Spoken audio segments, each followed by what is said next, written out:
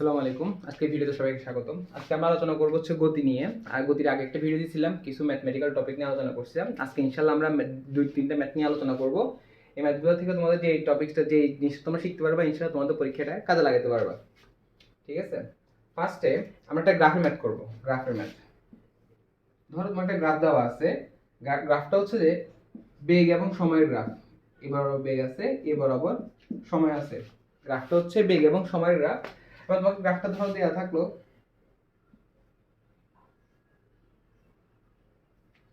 গ্রাফটা দেওয়া আছে, আর এই মানটা হচ্ছে 30, এই মানটা হচ্ছে যে 20, 30, 50, 60। সময়ের মান দেওয়া আছে 20 সেকেন্ড, 30 সেকেন্ড, এর পয়েন্টগুলোতে দেওয়া আছে 50 সেকেন্ড, 60 সেকেন্ড, আর এখানে বেগ দেওয়া আছে 30। তারপর এই মানটা, এবার মানটা হলো ধরো 15, এবার বেগের মান দেওয়া আছে, এই পয়েন্টে হলো 15, এই পয়েন্টে হলো 30, আর এই সময় মানটা হলো 20, 30, 50 এবং 60। এই গ্রাফটা দেওয়ার পরে তোমাকে কোশ্চেন চাইলো, এই যে এই গ্রাফ থেকে আমরা যে গ্রাফটা আমরা আঁকছি, এই গ্রাফ থেকে আমাদের দূরত্ব বের করতে বলবে। আমাকে বলবে যে এই গ্রাফ থেকে এই যে বস্তুটা চলতেছে, সেই বস্তুটা কতটুকু দূরত্ব অতিক্রম করছে। ঠিক আছে? তাহলে দেখো আমরা গ্রাফ থেকে কি বুঝতেছি, যেহেতু এটা বেগ এবং সময়ের গ্রাফ, এই অংশটা হচ্ছে যে গ্রাফের কি ত্বরণ। এখানে কি হচ্ছে, মানে গাড়িটা সমত্বরণে চলছে। তারপরে কি হচ্ছে, এখানে নিচের দিকে নামছে, মানে কি গাড়িটা মন্দনে চলছে। এই রেখাটা দ্বারা বুঝছি গাড়িটা সমবেগে চলছে। এখানে আবার কি হচ্ছে, এখানে আবার গাড়িটার মন্দন ঘুরছে। তাহলে ত্বরণ ঘুরছে, মন্দন ঘুরছে, সমবেগে চলছে, আবার মন্দন ঘুরছে। আমরা চাইলে ত্বরণের সূত্র অ্যাপ্লাই করি। আমাদের যে দূরত্ব সূত্র আছে, দূরত্ব সূত্র কোনটা আছে, s ut plus half at square. ঠিক আছে? আমরা প্রথমে এখান থেকে আগে ত্বরণ বের করব। ত্বরণ বের করার পরে আমরা এরপরে ত্বরণটা এখানে বসিয়ে দিব। আচ্ছা, আরেকটা সূত্র ইউজ করা যাবে, এটা হচ্ছে এটা u plus v by 2 into t। আমরা চাইলে প্রত্যেকটা অংশের জন্য এভাবে, যে যে অংশ ত্বরণ আছে, যে অংশ মন্দন আছে, সমবেগের জন্য তো কি হবে, এটা সমবেগ না, এখানে সূত্র হবে s vt। যেখানে ত্বরণ মন্দন আছে আমরা সেখানে এই সূত্রটা ইউজ করে এই অংশের দূরত্ব, এই অংশের দূরত্ব, এই অংশের দূরত্ব বের করব, আর সমবেগেরটা অ্যাপ্লাই করে সমবেগের দূরত্বের উপর অ্যাপ্লাই করব। মানে সমবেগের জন্য দূরত্ব কতটুকু হয় সেটা বের করব। সবগুলো দূরত্ব আলাদা আলাদা করে বের করে সবগুলো যোগ করব, যোগ করলে আমার একটা দূরত্ব বের হবে। তবে এই ধরনের গ্রাফিক্যাল ম্যাথের ক্ষেত্রে, যেখানে তোমাকে বেগ এবং সময় দেওয়া থাকবে, সেই সব ম্যাথের ক্ষেত্রে আমরা চাইলে খুব সহজেই দূরত্বটা বের করতে পারি। কিভাবে? সাধারণত যে সকল ম্যাথে কি থাকে, বেগ এবং সময়ের গ্রাফ দেওয়া থাকে এবং দূরত্ব বের করতে বলে, সেখানে এই যে গ্রাফটা আছে, এই গ্রাফটার ক্ষেত্রফলের মানটাই হলো এই গাড়িটা, যে গাড়িটা চলছে সেই গাড়িটার দূরত্বের সমান। কি বললাম? যে সকল ম্যাথে তোমাকে গ্রাফ দেওয়া থাকবে, বেগ এবং সময়ের গ্রাফ, সেখান থেকে তোমাকে দূরত্ব বের করতে বলবে, সেখানে এই গ্রাফ যেটা থাকবে সেই গ্রাফটার ক্ষেত্রফলটা বের করতে পারলেই তোমার কি বের হয়ে যাবে, সেই গ্রাফটার ক্ষেত্রফলটাই হলো তোমার গাড়িটা কর্তৃক অতিক্রান্ত দূরত্ব সমান। ঠিক আছে? তাহলে দেখো আমি মানগুলো সুন্দর করে লিখি, 20, 30। আমি যদি এবার এখানে 20, 30, 50। তাহলে দেখো এটা একটা ত্রিভুজ। ত্রিভুজের ভূমি কত? 20, উচ্চতা কত? 30। তাহলে হাফ ইনটু ভূমি ইনটু উচ্চতা। তবে এটা হচ্ছে কি, এটা হচ্ছে এই অংশটা হচ্ছে কি, ধর এটা বের করলাম, এটা বের করলে কত পাবো? হাফ ইনটু 30 ইনটু 20 ভূমি ইনটু উচ্চতা। এটা হচ্ছে একটা ট্রাপিজিয়াম। ট্রাপিজিয়ামের ক্ষেত্রে হলো সূত্র কি,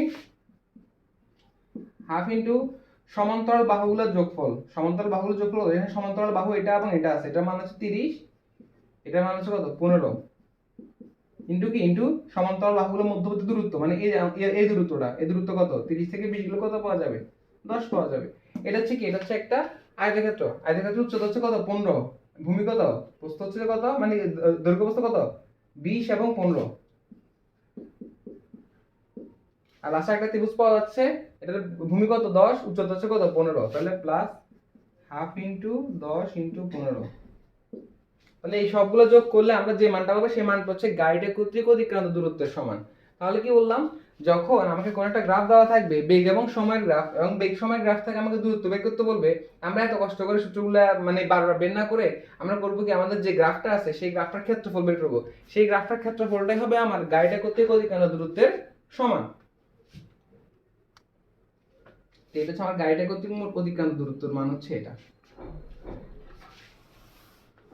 তো তোমাদের গ্রাফটা যেরকমই থাকুক, তোমরা করবে কি, গ্রাফটাকে কয়েকটা ভাগে ভাগ করে ফেলবা।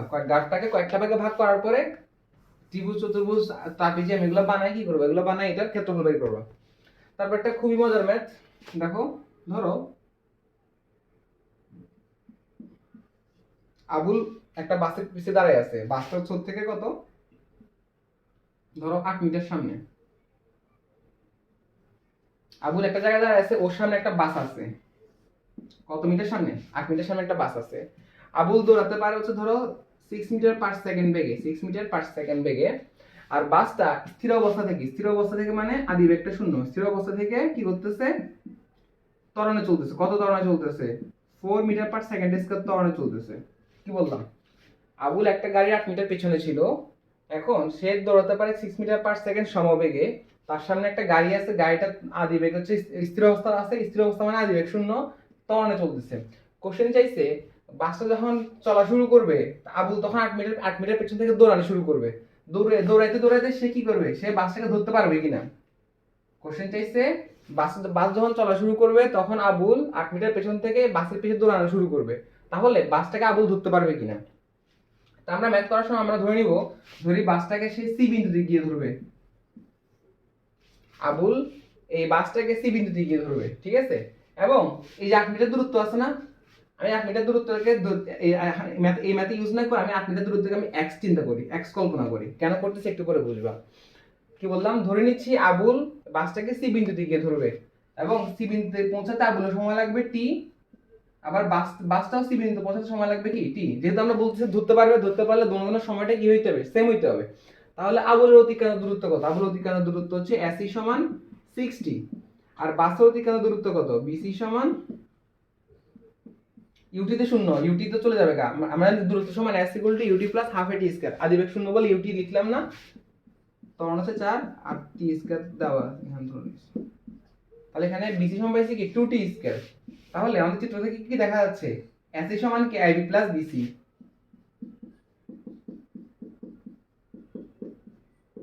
এসি সমান হচ্ছে 60, এবি সমান আমি ধরে নিচ্ছি x, আমি 8 এখানে 8 টাকা আমি হিসেবে এখন আনতেছি না, আমি কেন আনতেছি একটু পরে বলতেছি। এটা হচ্ছে আমি ধরলাম হচ্ছে x, আর বিসি সমান কি পাইছি 2t স্কয়ার পাইছি।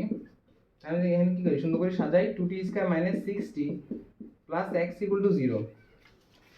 তাহলে আমি যদি এটাকে আমার দ্বিঘাত সমীকরণ করি, আমাদের একটা দ্বিঘাত সমীকরণ আছে, সমীকরণটা কি রকম, x square plus bx plus c সমান যদি 0 হয়, আমরা x সমান কি লিখতে পারি, x সমান লিখতে পারি minus b plus minus root over b square minus 4ac divide by 2a।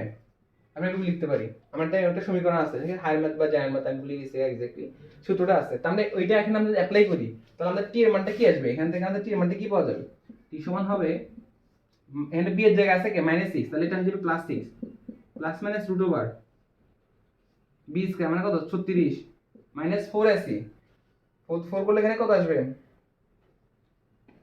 4 করলে এখানে আসবে হচ্ছে যে, আচ্ছা তাহলে 4 দুগুণে 8, 8x, নিচে আসবে কত 2a, তাহলে 2a মান হবে কত 4। তাহলে টি এর মান আসছে কত, টি এর মান আসছে 6 plus minus root over 36 minus 8x divide by কত 4 আসতেছে, ঠিক আছে। তাহলে এখন দেখো, এখন আমাকে যদি টি এর মানটা যদি মানে বাস্তব মান পেতে হয়, তাহলে রুটের ভেতরের অংশটা কি হইতে হবে, রুটের ভেতরের অংশটা 0 এর চেয়ে বড় হইতে হবে, 0 সমান বা 0 এর চেয়ে বড় হতে হবে। অর্থাৎ আমি যদি টি এর মানটা পেতে চাই, তাহলে আমার রুটের ভেতরে কি আসতে পারবে না, মাইনাস আসতে পারবে না। মাইনাস আসতে না পারলে আমার শর্ত কি, শর্ত হচ্ছে যে 36 মাইনাস 8x এই মানটা হয়ে যাবে 0 বা 0 এর চেয়ে বড়, 0 সমান বা 0 এর চেয়ে বড়। তাহলে কি আসছে 36 ইজ গ্রেটার দ্যান 8x, তাহলে x ইকুয়াল আমি যদি এইভাবে লিখি 36 divide by 8 is greater than x, বা x is less than or equal 36 by 8। কত আসবে এটা x মানটা, 4 32 15 40, তাহলে 8.5 আসতেছে। কত x এর মান কি আসতেছে 8.5। তো টি একটা বাস্তব মান পেতে হলে তোমাকে x এর মানটা হইতে হবে কি, টি এর বাস্তব মান পাওয়া মানে কি, টি এর বাস্তব মান পাওয়া মানে হচ্ছে যে আবুল বাসটাকে ধরতে পারবে। তো টি এর বাস্তব মান পেতে হলে তোমাকে তোমাকে 8 এই তোমাকে দূরত্ব মান এই x এর মানটা হইতে হবে 8.5 এর সমান বা 8.5 এর চেয়ে কম, 8.5 এর সমান বা 8.5 এর চেয়ে কম, ঠিক আছে। তাহলে এখন সে কতটুকু দূরে আছে, 8 মিটার দূরে আছে। তার x এর মানটা দেখো, x এর মানটা হইতে হবে 8.5 বা 8.5 এর চেয়ে কম, কিন্তু এখন আছে কত, সে আছে কতটুকু দূরত্বে, 8 মিটার দূরত্বে। তাহলে কি করতে হবে, তার দূরত্বটা এই কন্ডিশনটা মানতেছে, তার যে দূরত্ব সেই দূরত্বটা আমার কন্ডিশনটা মানতেছে। তাহলে কন্ডিশনটা মানার ফলে সে কি করতে পারবে, বাসটা ধরতে পারবে। তার দূরত্বটা কিন্তু 8.5 এর চেয়ে কি আছে কম আছে, যেহেতু তার দূরত্ব 8.5 এর চেয়ে কম আছে, তাহলে সে বাসটাকে ধরতে পারবে। আমি পরীক্ষা করবে কি আমাকে বলবে যে ধরতে পারবে কত হলে ধরতে পারবে বা ধরতে পারবে কিনা, তখন আমি বললাম যে যেহেতু আমার x এর মানটা 8.5 এর চেয়ে কম, তাহলে ধরতে পারবে। তো কোশ্চেন এরপরে ধরো এমসিকিউ বা অন্য কোনো জায়গায় আর দিবে, মানটা চেঞ্জ করে ধরো 12 দিল। তো কোশ্চেন বলে যে 12 দেওয়ার পরে মানে এখন তার দূরত্ব যদি 12 হয়, সে কি বাসটা ধরতে পারবে কিনা। তো আমার শর্ত বাই করছি x এর মান হতে হবে 8.5 এর চেয়ে কম, কিন্তু আমার এখন দূরত্ব কত আছে, দূরত্ব আছে 12 মিটার। দূরত্ব যেহেতু 12 মিটার, 8.5 এর চেয়ে মানটা কি বেশি, তাহলে সে বাসটা ধরতে পারবে না। আবার বলতেছি, শর্ত হচ্ছে x এর মানটা আবুল এবং বাসের মধ্যবর্তী দূরত্বটা 8.5 এর চেয়ে কম হইতে হবে। তা আমার যদি আগের মতো 8 মিটার থাকতো, তাহলে সে কি করতে পারতো, শর্ত মানতেছে বাসে ধরতে পারতো। কোশ্চেন যদি 8 মিটার না দিয়ে ধর 12 মিটার বা অন্য কোনো মান দেওয়া থাকে, মানে 8.5 এর চেয়ে যদি মানটা বেশি আসতো, তখন আমি বলতাম যে সে কি করতে পারতো না, বাসটাকে ধরতে পারতো না। তো এটা হলো তো আমাদের এই জিনিসটা হচ্ছে ইম্পর্টেন্ট ম্যাথ। এখানের মধ্যে আমাদেরকে এক্সট্রা দেওয়া থাকলে দূরত্ব দেওয়া থাকলে আমরা এক্সট্রা ধরে নিব, ধরে এক্স মানটা বের করব। এক্স মানটা বের করে আমরা এখানে শর্তটা অ্যাপ্লাই করব যে এত কত হলে ধরতে পারবে, কত হলে ধরতে পারবে না। তারপরে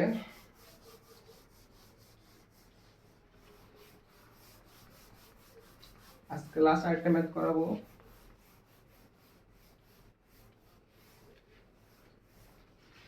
সেটা হচ্ছে ধরো যে আমরা গতি ম্যাথ করতেছি, তো গতি ম্যাথের ক্ষেত্রে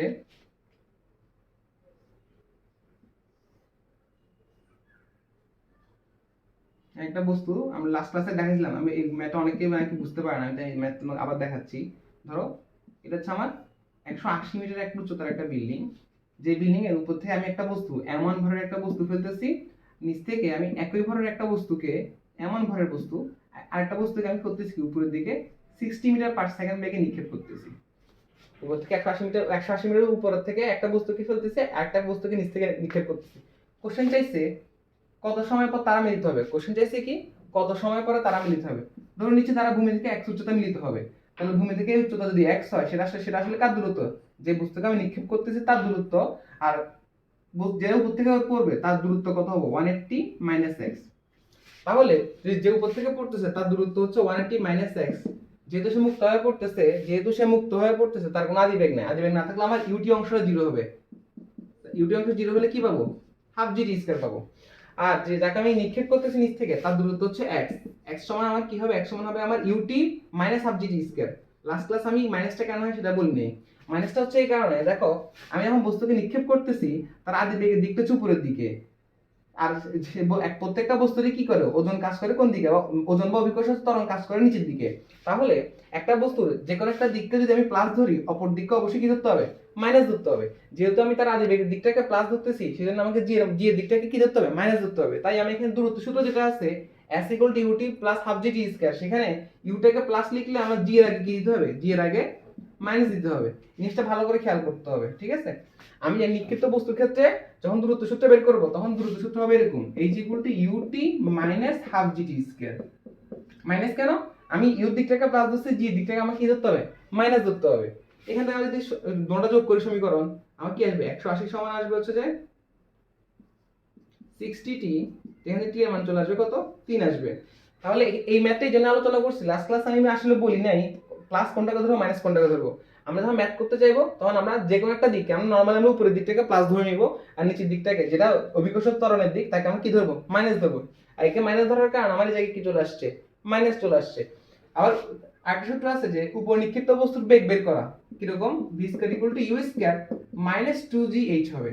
কি বললাম, আমি ধর একটা বস্তুকে আমি নিক্ষেপ করলাম যে 5 মিটার 6 মিটার বা 10-15 মিটার উপরে, তার বেগ কত হবে। তা তুমি তখন যেখানে জিটা বসাবে, জির আগে তোমাকে অবশ্যই কি দিতে হবে, মাইনাস দিতে হবে, কারণ তুমি ইউর দিকটাকে প্লাস ধরছো, ইউ দিকটাকে প্লাস ধরতেছো, আর যেটা তাহলে তার অপোজিট দিক যেটা নিচের দিকটাকে কি ধরতে হবে, মাইনাস ধরতে হবে। এই জিনিসটা আমাদের খেয়াল রাখতে হবে।